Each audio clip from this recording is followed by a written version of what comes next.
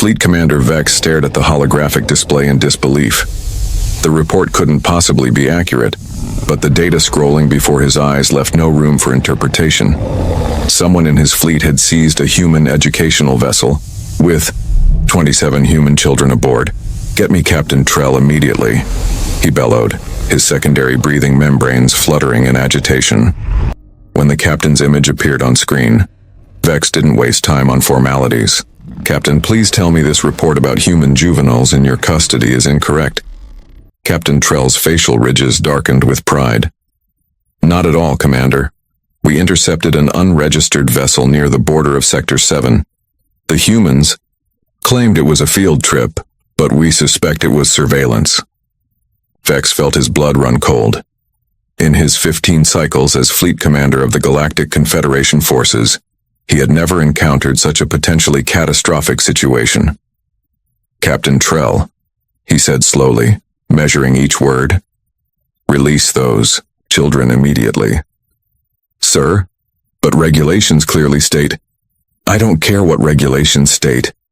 Vex's voice rose to a pitch that made his communications officer wince. "Do you have any idea what you've done? Humans and their young are different." "Different how, sir? They're just small humans." Vex collapsed into his command chair. "That's precisely the problem. Have you read nothing about Earth history?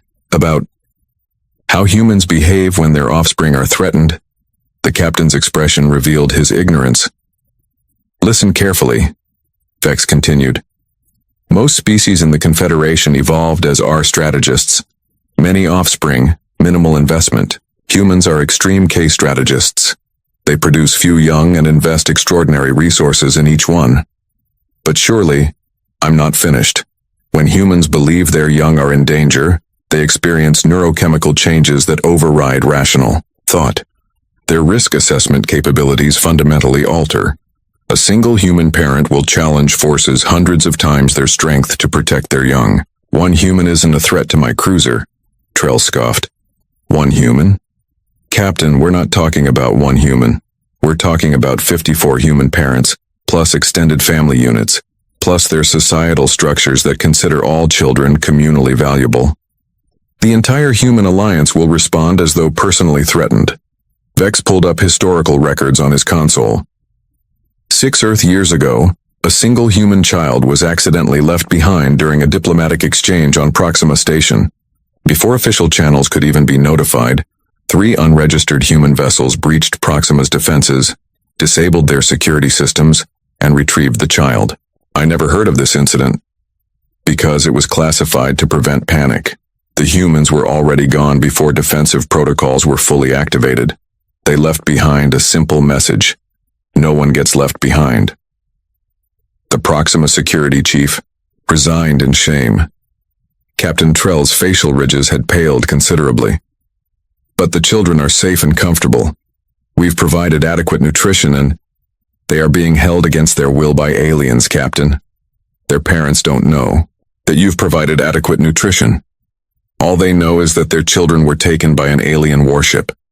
Right now, the human military is undoubtedly mobilizing. Their special forces are planning insertion routes into your vessel." Trell swallowed visibly. Surely they wouldn't attack a Confederation vessel. It would mean war. "Yes, Captain, it would. A war they would gladly fight if it meant recovering their children." Vex leaned forward. "Human history is filled with examples of them charging into hopeless battles to protect their young. They don't calculate odds the way we do." Vex pulled up another file. "Look at this psychological assessment. Humans routinely report they would die for their children or kill anyone who harmed their child. They don't mean these as exaggerations, Captain. They mean them literally." The captain was silent now, the gravity of the situation finally reaching him. "Return the children, Captain. Return them now with apologies and gifts. I'm sending you cultural protocols. Each child should receive an age-appropriate offering. The supervising adults should receive formal apologies and assurances this will never happen again." "Yes, Commander."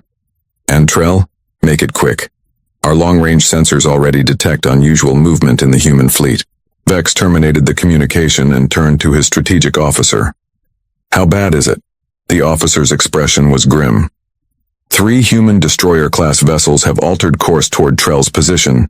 They've powered weapon systems and requested emergency corridor clearance from all Confederation outposts. Have they made demands? Just one, sir. Return our kids. Vex nodded gravely. Open a direct channel to the human flagship. Priority clearance. When the human admiral appeared on screen, Vex spoke quickly.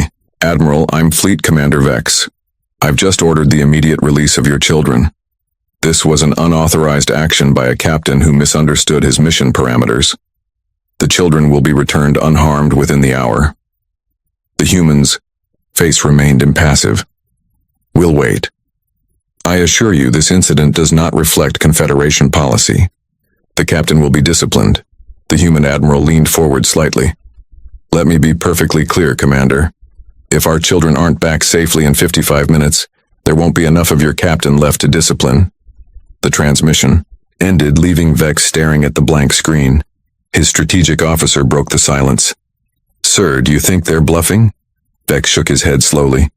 Lieutenant, there's one thing you must understand about humans. When it comes to their children, they never bluff. 53 minutes later, Vex received confirmation that all human children had been safely returned with apologies and gifts. The human vessels maintained position for 12 more hours before departing. Captain Trell was reassigned to a desk position at Confederation headquarters, where he was required to develop new protocols for encounters with human vessels. And throughout Confederation space, a new unofficial rule quickly spread among captains. If humans and their young are involved, proceed with extreme caution, or better yet, don't proceed at all.